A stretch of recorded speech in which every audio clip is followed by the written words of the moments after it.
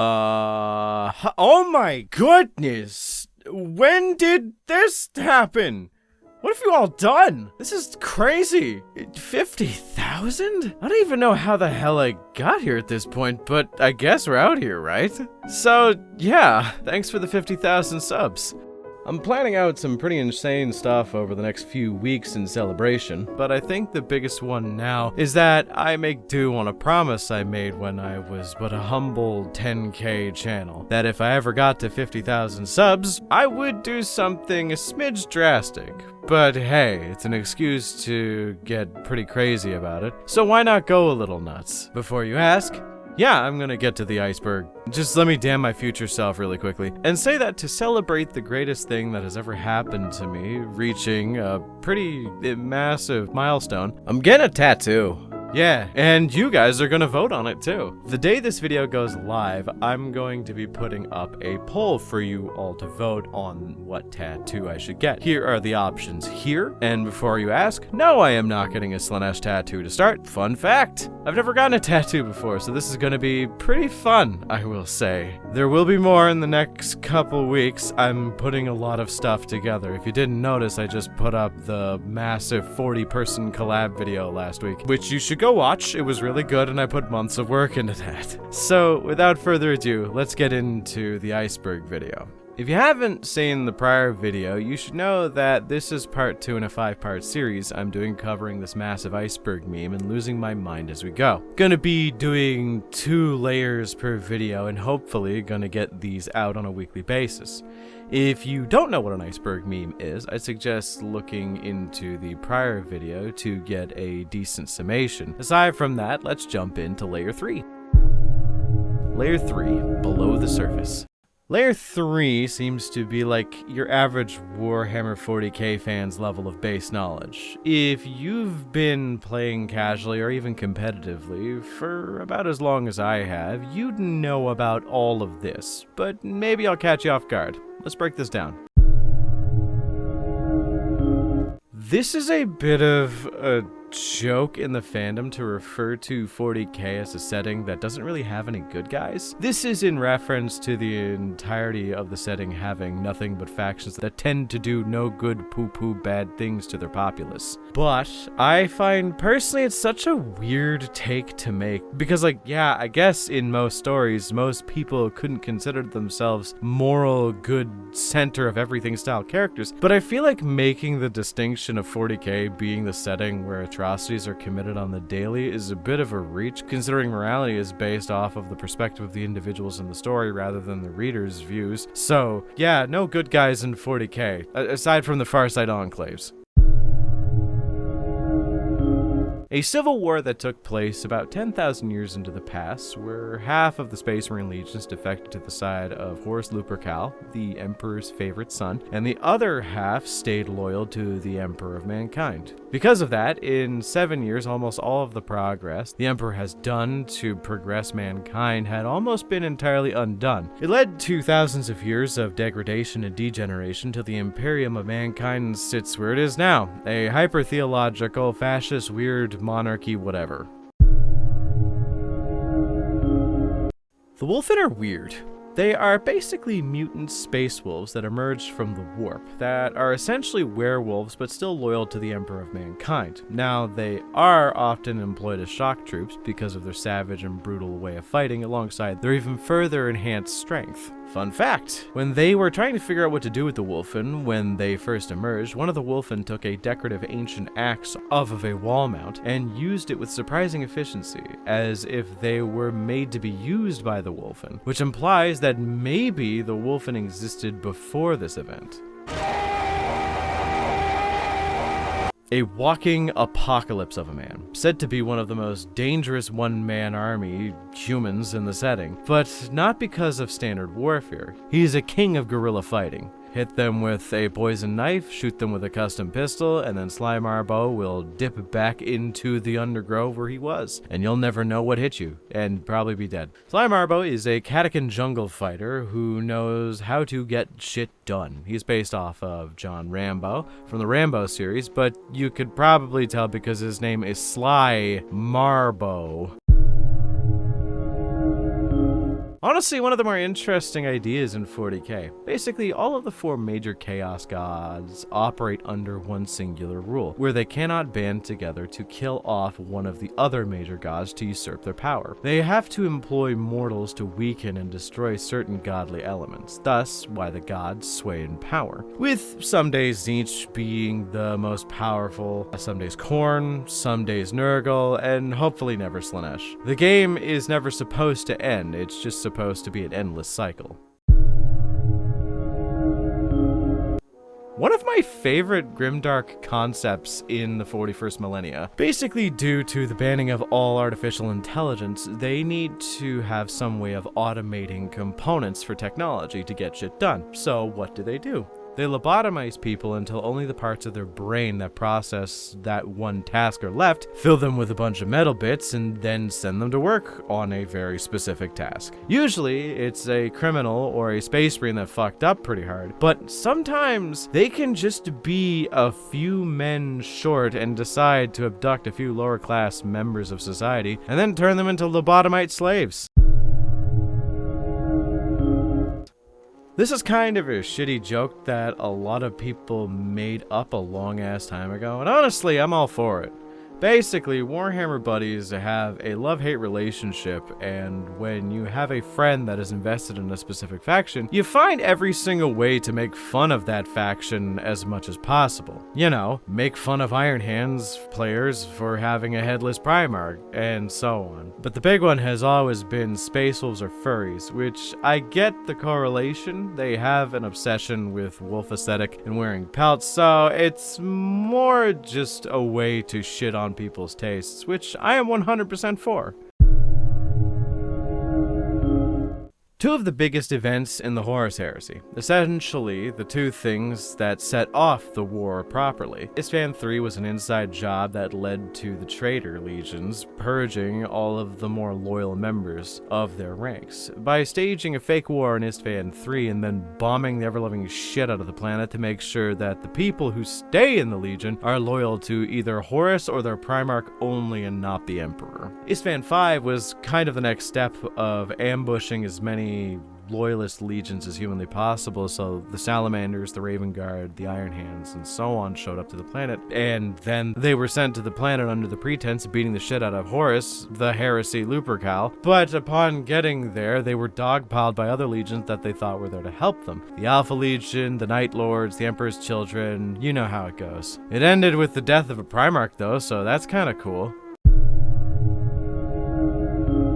One of the more interesting topics in the 41st millennia. Basically, Alpharius and Omegon were revealed pre-heresy that the heresy was going to happen, and there's nothing they could do to stop it. They were told that if they sided with Horus and fought on his side, that Horus would win, the Emperor would die, and the entire human race would be destroyed, but Chaos would grow super powerful for a few thousand years and then eventually die out completely, saving the rest of the universe from its taint. But if they sided with the Emperor and fought in his armies, the Emperor would be mortally wounded, Horus would be obliterated, and the Imperium would die an ignoble death, leading to the sustained existence of Chaos for all eternity. The reason we are confused is they sided with Horus, but the other thing happened, so it's really up in the air as to what side the two of them were truly on, or if they were just lied to by some Eldar cunt who just wanted to be like, oh, I'm smarter than all of you. Like, a good example as to why they're kind of up in the air is they did a lot of traitor stuff in the Horus Heresy, you know, sabotage, but it always ended with the Loyalist faction ending better off than they did before the attack and more equipped to deal with Horus and his bullshit. So, it is interesting to think about, though it is pretty quickly settled when you realize they're not in the fucking Space Marine Codex,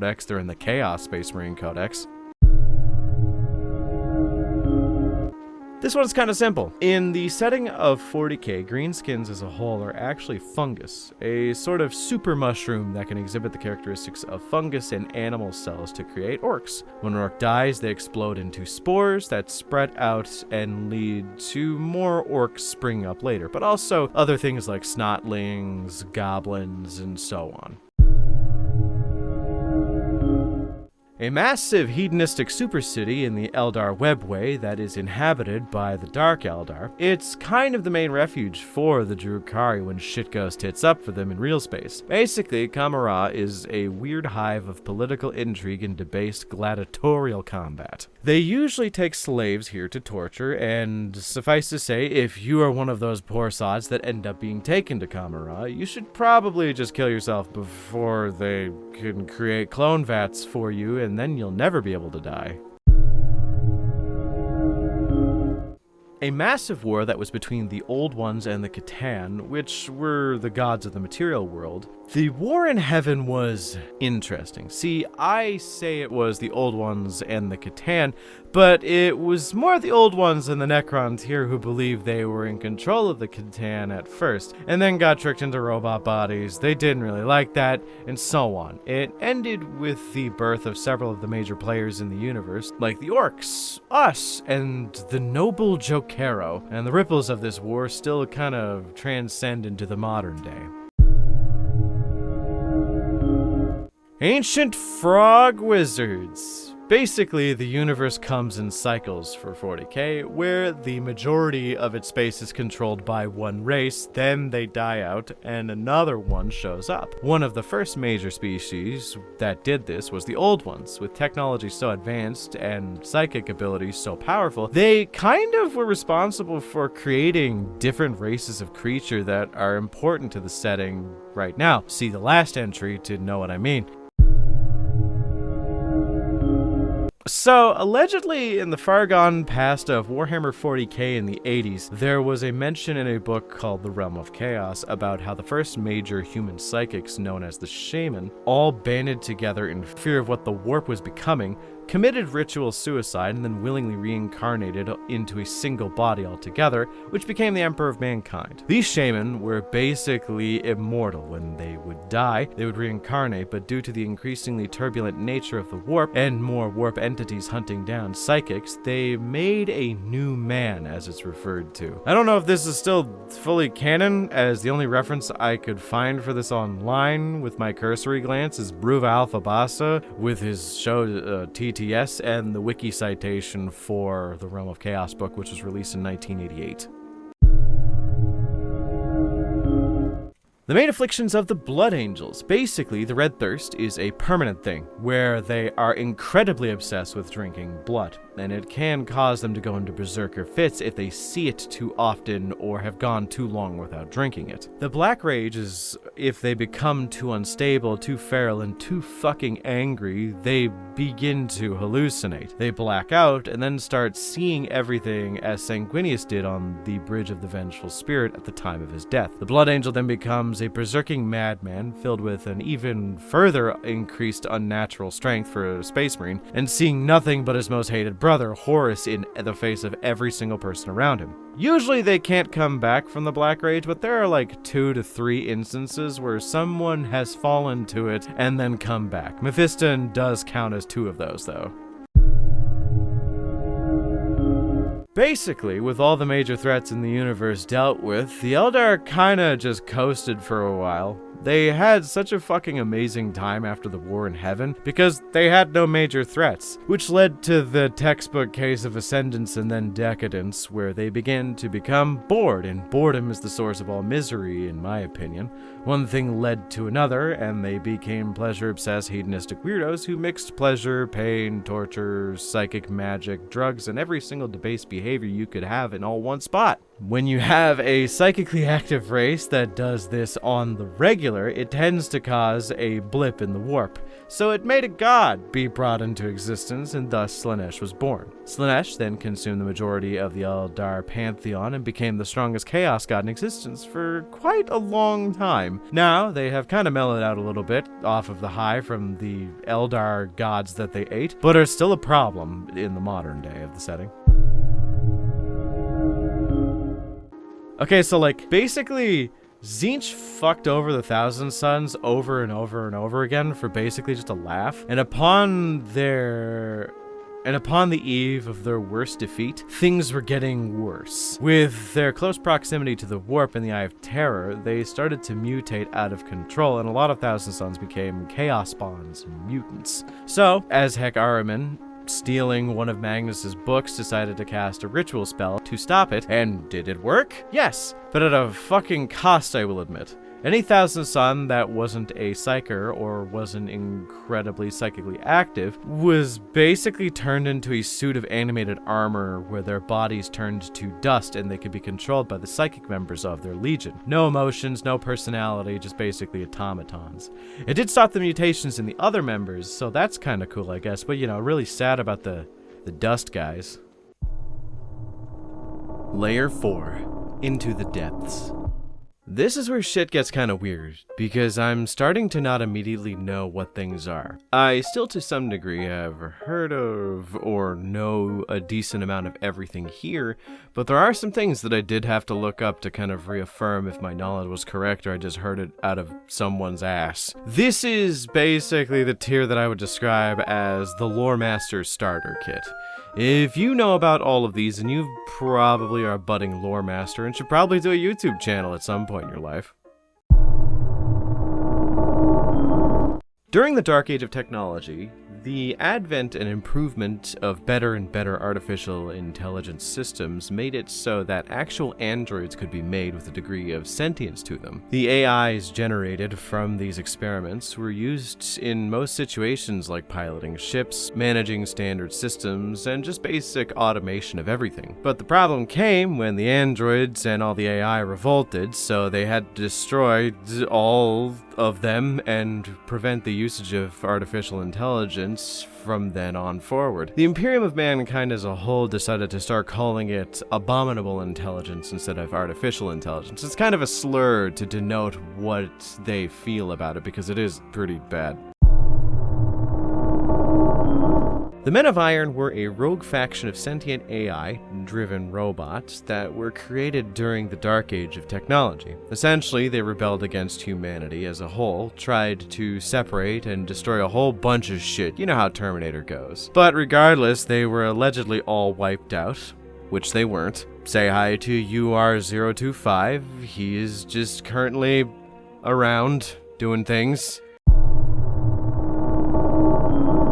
The Dark Age of technology is a bit of an odd concept. Essentially, it's before the Age of Strife, where psychics ran rampant and the Emperor showed up to help us as much as possible, but what it was a period of rampant technological growth that eventually caved in on itself. Technology became so advanced that even by the standards of the hyper-advanced races of, like, the Tau, the tech was pretty above the average. But as is with these kinds of hubristic events, the androids rebelled, psychers started to appear, warp entities started attacking, 40k shit.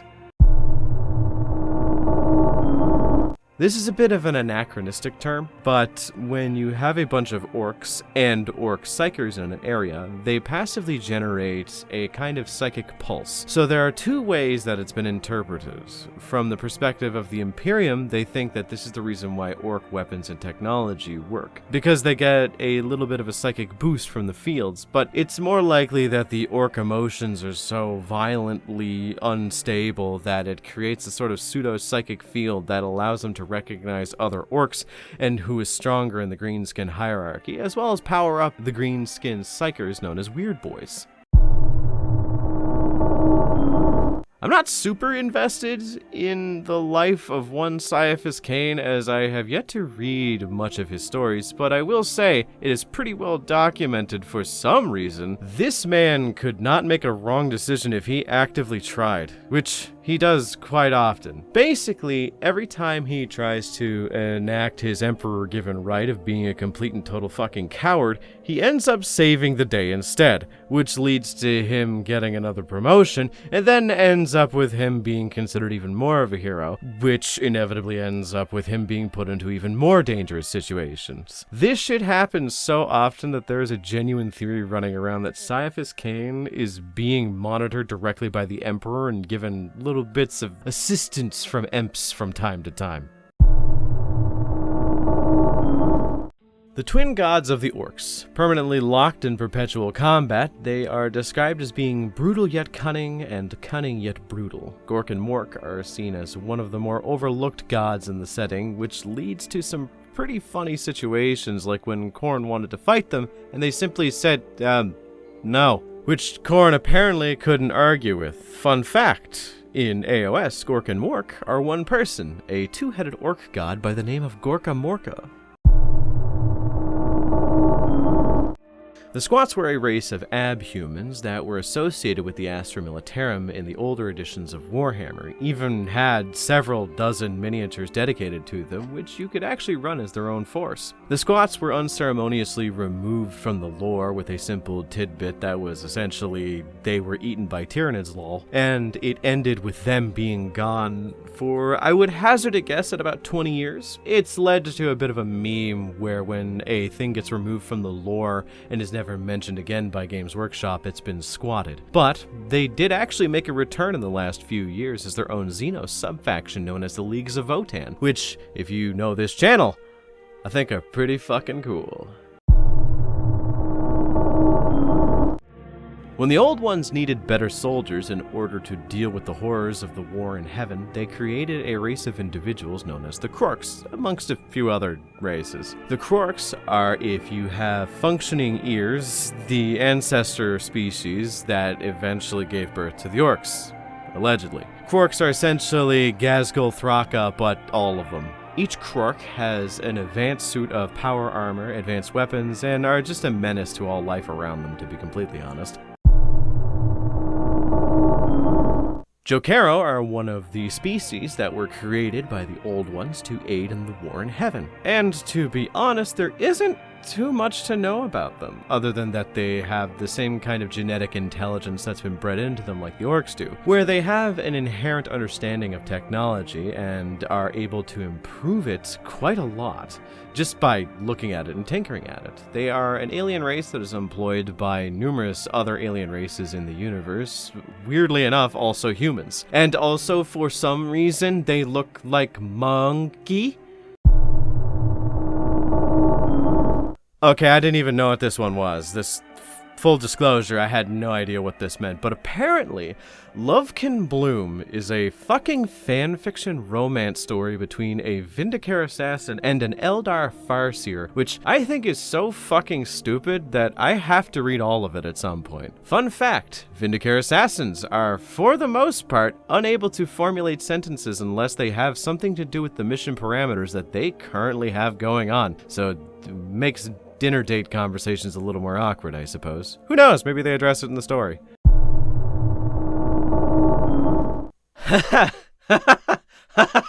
Well, this one aged poorly. Yeah, back when it was widely accepted that if enough orcs believe something, it comes true, it was kind of hinted that Commissar Yarrick might be immortal due to beating an orc war boss in one-on-one combat with a power sword and being 70 years old, which made every single orc respect him. So people just assumed that they thought he was unkillable and he just could shred through orcs at will. But, yeah, Yarrick died in like the last few years, and pretty recently actually, if I'm remembering correctly. So this one is just kind of out of date.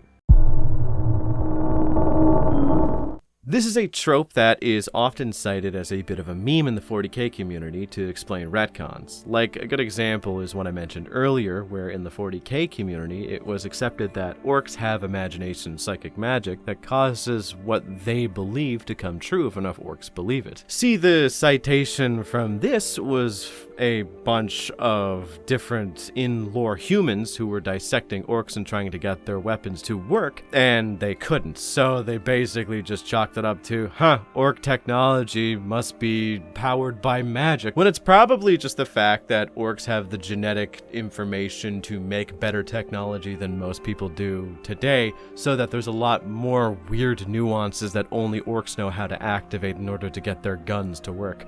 Or maybe it is imagination magic. I don't fucking know. It's fucking cool technology, it just looks jank as fuck. It's diesel punk as all hell. Cypher is a character in the 40k setting with unknown motives who is tied to the Fallen Angels sub-faction of the Dark Angels. No one knows if he is truly a Chaos Marine or a loyalist who is trying to survive just being a fallen angel, but he has demonstrated several abilities that are unique to a specific set of Dark Angel characters. Being able to slip out of one of the most guarded cells a person can be in, which basically implied that he had the ability to forest walk, which only 2 Dark Angels have ever been able to do from what I've read in the lore, and only one of them was able to know what he was doing. One being the Lion himself, the other being Zabriel, an old Dark Angel from back in the day. Cypher is actually a title given to the old Knights of the Order that existed on Caliban before they were discovered by the Emperor. The person who carries the title must give up their real name in favor of said title forever, but they are also responsible for knowing and upholding all the traditions of the Order for the younger generations who enter the Order. So it goes without saying that Cypher, the character, might have some oddities to show us later in the setting, and perhaps is probably just Zabriel.